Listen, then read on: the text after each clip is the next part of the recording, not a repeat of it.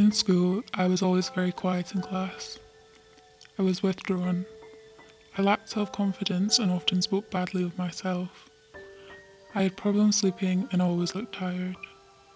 I struggled to control strong emotions and would sometimes have outbursts, crying in class. I would flinch at the smallest thing, an unexpected voice, a touch, or a sudden movement. I dreaded parents' evening. I was terrified my teachers would say anything bad about me because of how my parents would react. When my mum spoke to teachers, she often spoke negatively, that I was merely being a difficult teenager and that there was nothing going on at home. But there were problems at home. I was being abused, physically and emotionally. My dad was violent and my mum was controlling. I felt worthless and alone. These feelings fueled my mental health difficulties, and I turned to self-harming as a way of coping. I made multiple attempts to try and end it all. Today, I suffer the after effects of the abuse, and probably will for the rest of my life. But I finally got away from my parents. I found the courage to speak about what happened and started to attend therapy. I sought help from my GP to deal with the mental health problems that resulted from the abuse, and found healthier ways of expression that didn't involve harming myself. I didn't know what I was experiencing was abuse.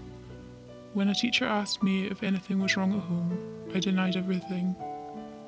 By asking me about my relationships with my family, or simply asking how I was, you may have gotten a more honest answer. I would have preferred to write down or draw pictures of what I was experiencing. If you have suspicion something is wrong, I think you should trust your instincts. Scottish secondary pupils spend an average of 1,045 hours at school per year, so it seems to me it's vital teachers can spot the more subtle signs that something is wrong. Abuse can happen to any child, regardless of their background, ethnicity, or social class.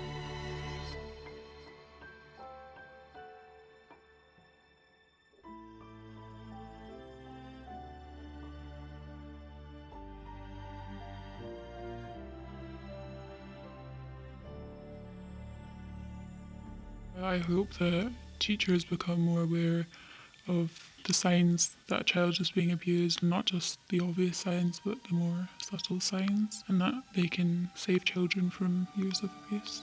My teachers knew that something wasn't quite right, and if they'd seen this video, then they might have spotted the signs.